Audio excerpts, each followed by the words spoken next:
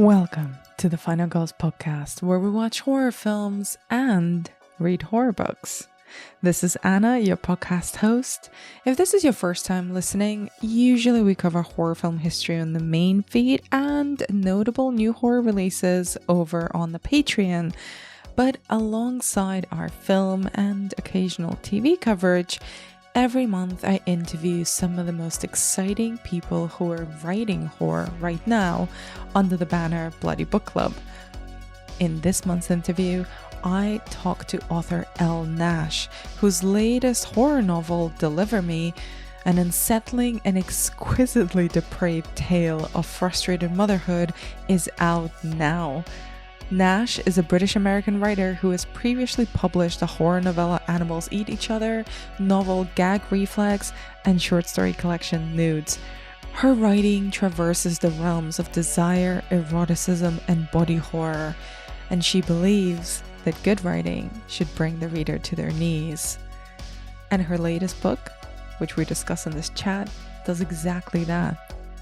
Deliver Me is out now in all good bookshops, and don't worry, this conversation is completely spoiler-free, although listener discretion is advised. With all that said, please enjoy my conversation with author Elle Nash. Elle, thank you so much for giving up a bit of your afternoon to chat to me about yourself, your writing, and your new book, Deliver Me. Thank you so much for having me. I'm happy to be here. So I'm going to start by asking you what I ask of every single guest that comes into the podcast for the first time. What is your own personal relationship to horror? Oh, that's such a good question. I am just obsessed with horror movies, and I didn't even realize it until like a couple of years ago, where I was like, I feel like literally everything I watch, movie-wise, is like horror, and I find it to be one of the genres that is still unafraid to take risks, and it experiments. I feel like it wades out into the weeds in a way that like a lot of other narratives kind of don't, and I think that's what I appreciate most about horror. So that's like part of my personal relationship with it. Another part of it is that when I was growing up, my dad was like obsessed with Stephen King. When I was like 12, he like made me watch like all like 8 hours of The Stand or however long. Wow. I know. That's some hardcore King fandom. I know, yeah, like he loves Stephen King, and so I grew up watching like a lot of Stephen King movies. I remember like the very first movie I was probably not supposed to watch, or maybe snuck and watch, was It, and I was like terrified of the original It and Tim Curry for years.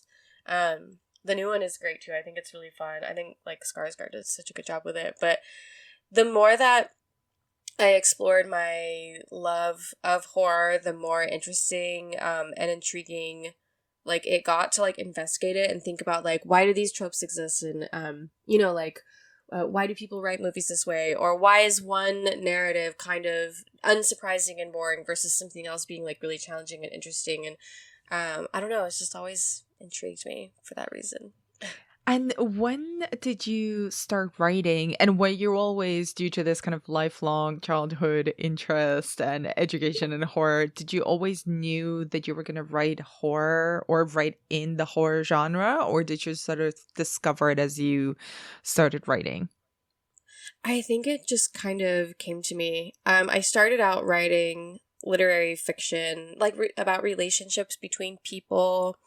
I've always written about like sex and desire as an example, but I guess like I had some life experiences when I lived in the Ozarks, and certain aspects of that just made me realize I wanted to explore violence in a different way, and think about like the psychology of killing in a way that like I'd never really looked at before, just in terms of like, you know, in a narrative aspect, it's like, how does society view it? When does society say that one kind of killing is okay and one kind isn't? Or what is it like if we really go to like the depths of our disgust? What does disgust mean, philosophically? Why do some people find, one aspect of humanity disgusting and another not? Like those kinds of questions I think were swirling around my head as I began writing more into Deliver Me, and then I realized I was like, I think this is like where I'm meant to be, like this is where I'm meant to explore is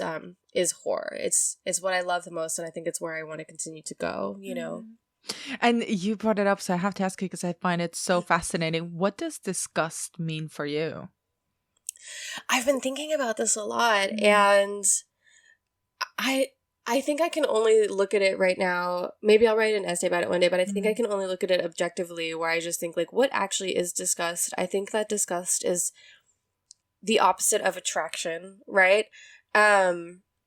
And when I say attraction, it doesn't mean like something is necessarily like pretty or beautiful, you know, like by society standards, but it's like something that's like magnetic and that pulls a person into it, you know, even like, you know, like a moth would to a flame, or just something is sparkly or something like that. But disgust is more like on that spectrum. It's the exact opposite. It's something that repels you. But intriguingly with horror, because horror is like a playground, we actually can allow ourselves to be attracted to that disgust.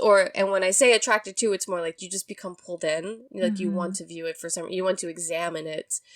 So I think that is what it means for me, but I'm still working it out exactly. So let's talk a little bit about your newest novel, Deliver Me. Can you tell me a bit about how this book was born? Like, was it a scene? Was it a particular character? Was it the setting that came first? So in 2015, before even my first novel came out, this very fringe crime happened in the city I was living in. And when it happened, I wasn't like, oh, I'm going to write a book about this. But I just was very interested in the life of this woman and like how society had failed her in a way, and like how this crime like came to be. I don't want to like reveal too many, you know, spoilers or anything like that, but I was constantly thinking about it, you know. And later on, I moved to the Ozarks, and I lived there for a while. I grew up in the American South, so it was a little bit familiar, but like in a different kind of way. But something about living in that environment too, I wanted to like capture like where I lived. Like I wanted people to experience and see what flyover country looks like. There's so many novels that are like set on the coasts when they're like based in America. And that, and also like the experience of being a mother in the South, made me just think like this is a very unique and weird experience. And being pregnant was really weird, and being pregnant in a heavily Christianized like environment was really weird. And so I think during that process, I just was like, I had this moment where I was like, I think it's just time. Like, I think this is a story that I have to try to like figure out how to write. And that was in I think the end of 2018 or early 2019. So Well, there's so many things there, you know, and I want to start with the sense of place. You know, you're talking about how, you know, you went from the American South to the Ozarks, and kind of having, and that sense of place is very much on the page in Deliver Me. So can you tell me a little bit more about that setting and that area, and what kind of particularities you really wanted to capture in the novel? yeah. Well, the environment itself is so like beautiful. Like it's hot, it's humid in the summer. When you're in the woods, like it's so loud. Like, you know, you hear the sound of cicadas and all kinds of like big insects, which there's just, I don't know, there's something to that. Like there's something to like standing out in the middle of like a wooded clearing or something, and it's hot and you're sweaty, and you just hear these like loud bugs just like buzzing in this weird rhythmic way. You know, like the sound of drones, like how that makes, there's like a kind of dread that it fills you with sometimes. Or I don't know, I'm really interested in like how those things connect with us psychologically. So I wanted to capture those feelings. Like I don't really, not that Scotland doesn't have insects, but I am like, do cicadas exist here? I don't know if I've ever heard them. And so there's something about me that feels like nostalgic for that sound. So that, and the people who work manual labor their whole lives, people who, you know, when you are working class, sometimes like things in your life just like break and you just keep going on, you know, because that's like just how life generally is. And that's like both body and the things that you own. And those are things I really wanted to capture too. And, you know, let's talk a little bit about your protagonist, Dee Dee, who, you know, you mentioned death and kind of how that almost infects your everyday life and you just don't really stop to think about it. And that's very much with her from the very start of the book. You know, she works in this meatpacking facility. She's constantly dealing with chicken flesh. And in your letter to the reader in the advanced copy, I found it really interesting. Kind of you speak about this almost factory element that you portray through animals in the book, but that can also be applied to humans, to people. Can you tell me a little bit about Dee Dee and how does she see the world around her?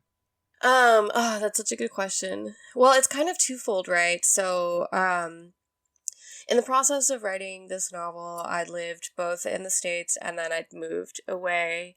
And during that first year away, something insane happened that I like never thought would ever happen in the United States, which is that Roe versus Wade was repealed. And so you have this mix of religious fundamentalism that adversely affects women, especially in more conservative states like in the South or like in Missouri, in the Midwest, like these kinds of places where like they are relegated to only their, you know, what I guess men would decide or the religious right would decide is their usefulness in societies, like how they can contribute to what creating like citizenship by like making babies or whatever it is. So there's that aspect of it.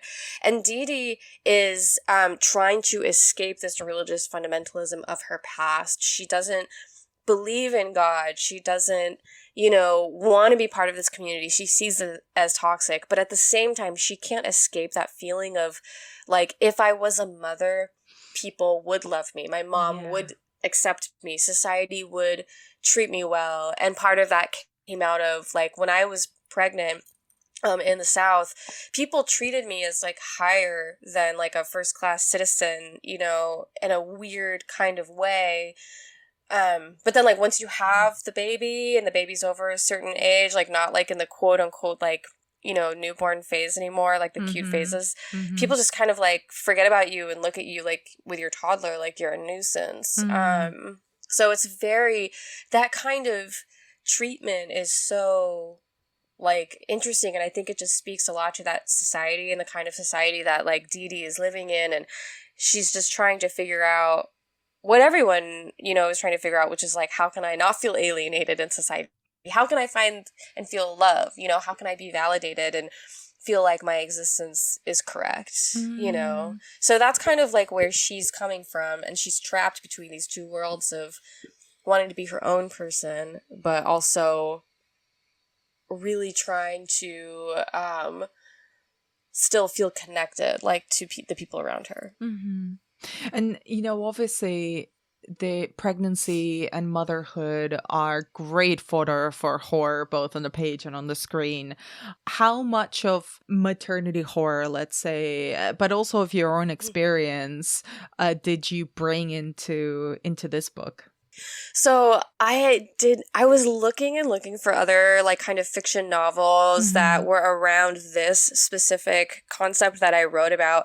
I couldn't find anything. I actually could only find like 4 nonfiction books that were about like actual cases of this crime that had been committed. And so I was just like, okay, I'm just going to write to my experience. I hadn't read a lot of like specifically maternity horror either. So this is like, it is maternity horror, but it's also kind of in this weird niche. But I also hadn't read a lot of maternity horror while I was writing this. Someone several people have suggested that I need to watch the film. It's this French film called Inside. Oh, God, yes. Yeah, I still haven't seen it. But I know that I really need to. But I think at the time when people were suggesting it to me, I was like, I'm not ready to see how other people are tackling this yet. Yeah. I want to just try and go with like, what I'm doing and just kind of like see what shakes out, but now I think now that the book is coming out, I am ready to like dive into it and see how other people like have been, describing like these experiences, but a big part of it was just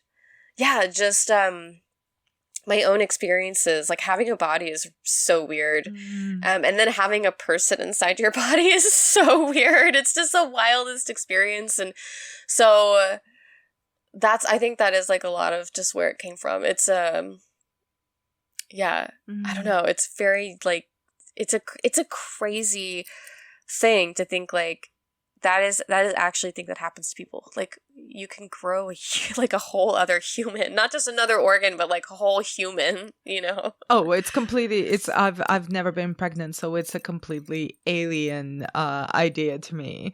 And and it is kind of, the novel is very much in Dee Dee's mindset and this fixation that she has on becoming pregnant, on carrying a child. Even though at the start of the book, when we meet her, she's suffered several miscarriages. Things get a lot more complicated after that, and we won't go into too much details in this conversation, but can you tell me about the relationship that your protagonist has with her own body? It's very strained. So aside from also living in this society that says you're only, useful or, valuable if you are a mother, like you only receive love if you are a mother. She's hearing this message from like her mom. She's hearing this message from like wider society. At the same time, she also doesn't have like what you would call a body that fits into societal beauty standards either. So she struggles on that front too. And I think I tried a little bit to explore some of the privilege that comes from people that do fit into those standards a little bit more with her childhood best friend / her very first teenage crush, Sloane. Sloane moves back to town and she becomes confronted like with Sloane's life, who kind of has been able to receive all of these things that Dee Dee really wants. So her relationship with her body is very strained. And at the same time, she is driven by desire like we all are. So she also explores it in like a uniquely sexual way. But she doesn't necessarily have the language to describe her own desires because she lives in a society that looks down upon, for example, female relationships, like sapphic relationships. And so she's not even like entirely aware about the feelings that she has for Sloane or why these are manifesting the way that they're manifesting, and that sort of thing too. So, and I'm glad you bring up Sloane because that's kind of the core relationship at the heart of the film with her childhood friend. Why do you think female friendships are particularly ripe territory for horror stories? Oh, that's such a good question. I don't know why I'm interested in them because I love female friendships and I love like female crushes and I love like sapphic relationships and kind of how like lines are blended in that way and how confusing that can be at times. And I guess in that way, like desire can be a little bit terrifying. And that's desire not just like sexually, but also like just of, wanting someone to be your friend. Like I remember when I was a teenager and like I had my childhood best friend, and if she had other friends, there would be a part of me that was sometimes jealous if I couldn't spend time with her, if she was spending time with someone else. Like these kinds of feelings feel so large. And I think those feelings are valid and interesting. And I think that that's why I like seeing them explored in horror. Like I'm thinking of Jennifer's Body, for example, which was really good at exploring that kind of thing. There's power in it, and there's power in female grief and rage and fear, and seeing the way that those emotions are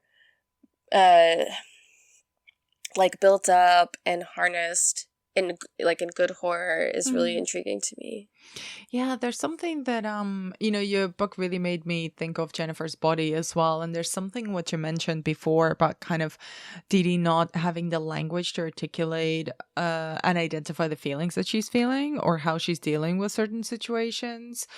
And there's almost this thing of she wants to be Sloane, but also wants to be with her, and she can't quite tell which one is which. And because she can't identify those feelings, they kind of merge in a violent way in her heart, and that stuff happens after that. But I'm also interested in her, and it becomes so much more apparent as the book evolves, that she's constantly lying to everyone. She's lying to herself, she's lying to people around her. It's small things, it's big things. Was it a challenge for you to write from the perspective of a character who's constantly in a state of self-delusion? It was a little bit challenging because I was trying to figure out, like, what's the right balance of saying, like, does she even know this about herself or does she not? And in fact, I had written, the very first draft of this had been written in third person. But my agent was like, he said that he didn't feel, like, connected enough to the character. And I think that's because when I was envisioning her at first, her affect is really kind of flat, you know. When you think about a person who, I don't want to psychoanalyze my character or anything like that, but when she struggles to connect with people and doesn't know how to express herself, like, experiencing that can be, like, kind of flattening from, like, an outer, like, third person perspective. And so it was after that I was like, okay, I do have to do this through first person. I really have to dig into her point of view and, like, lessen the psychic distance between, like, the reader and the narrator, like, in this case. And so in doing that, I really tried to focus, instead of on writing about what she may know and what she doesn't know, and focus on, like, the material world of, like, what she's experiencing in that moment, like, writing from the body, writing in a really, like, sensory sort of way, focusing on, like, what's there in that immediate moment, and also trying to, like, resist the desire to, like, judge, like, the actions that are ongoing or, like, the actions of others as much as I could. And only if I was doing that, it was only to maybe, like, push that perspective of how Dee is, like, looking at the world, you know. And I want to hear a little bit more about your writing process, because you've already published several novels and a short story collection. Did you work on several other things while you were writing Deliver Me, or do you usually focus on one book or one big writing project at a time? Kind of what's your method? I think it changes every time, which is, like, really annoying because you know, I'm sitting down to write the next one and I'm just like, I'll just do it this way, and then I'm like, oh no, it's not working out. Like, it's different and hard every time. But for Deliver Me, so previous to working on Deliver Me, I was working on a different novel that was, like, about, like, the experience of eating disorders and kind of, like, a little body horror-esque, but maybe in, like, more of a gross way rather than a, like, specifically, like, terrifying kind of way. And that's, like, exploring that world of, like, disgust and stuff. But I was struggling so much. I was, like, in the fugue of having a newborn, and I was, like, breastfeeding, and I just didn't feel, like, as sharp as I felt like I'd been previously. I got feedback from a mentor that said as much, and I was like, well, great. You know, I'm never writing again. This is terrible. I'm not going to do a good job. So then I sat down and I was like, all right, I'm just going to, like, teach myself how to, like, write a very basic bitch novel. I'm going to learn what a plot is, and then I'm going to plan it out, you know, and I'm going to stop just writing from like the things that usually how things start for me is like atmosphere or scenes, and I just like think them, and then I will like write them down. And I think that's where like a lot of my short stories have ended up coming from. But with a novel, it's like you have to sustain something for a lot longer than just like a blip or like a crescendo of a moment. And so I planned it out. And then I wrote that bad first draft, that third person first draft in like 11 weeks or something like that. Wow. And then, but then it took me like 2 to 3 years of finessing to like make it like, you know, functionally like readable. And so, in that process, that 2 to 3 year process, I would work on a draft, and then I would like put it aside, and then I would work on some short stories, and then I would put the short stories aside, and then I would work on like I worked on a novella, Gag Reflex, for a while, and then I put that aside. So I kind of like procrastinated on my projects with each other. But I find like now, having been through that the last like year or two, I'm not really writing a lot of short stories, and it's actually really hard for me to write something short now. I feel like everything that I start, I end up being like, oh no, this could be a novel. And then I'm like, okay, this just keeps getting like longer and longer. So I think I'm just like a chronic procrastinator, but I use my projects to procrastinate on each other. And that's really my big process. And, you know, did you have a particular reader in mind when you were writing Deliver Me, or who would you like to pick up this book and read it? I don't know if I ever think of a reader in mind other than like me. Okay. Not to be like, oh, I'm so self-centered, but more I'm just like, I'm constantly like thinking about this story or this character or these people going through these things. And so then I'm like, I want to like read that, like I want this out there. And so that's what I'm really thinking of. But I guess too, as I was writing this story, I did ask myself, like, for me,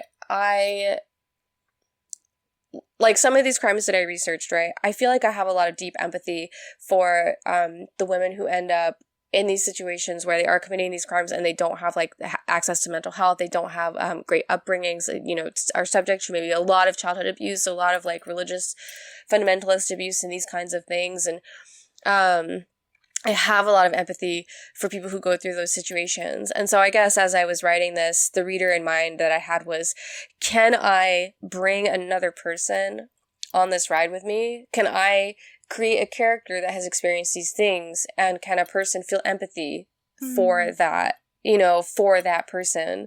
Because that's how I feel when I read about these kinds of stories, is that it's so much, you know, like true. I know people are obsessed with true crime and stuff, but I just feel like it's so much more nuanced than like society likes to present it as like you have a villain and then you have, you know, a victim, and it's all very, you know, cut and dry. And sometimes it is, but a lot of times like humans are just so complex, you know.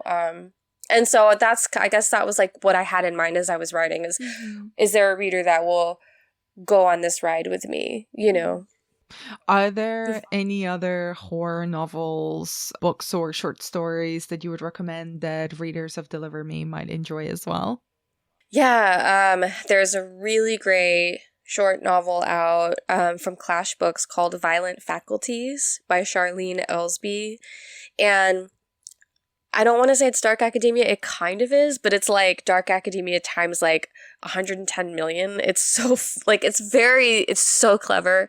It's so fucking violent. Like, but it's the way that Charlene Elsby deals with like how we look at and think about violence, and like, I guess like what a bad actor would look like. Like, she really does take you on that ride. It is just, and it says a lot to say about like misogyny in academia, and like how men view and are afraid of like smart women, I want to say.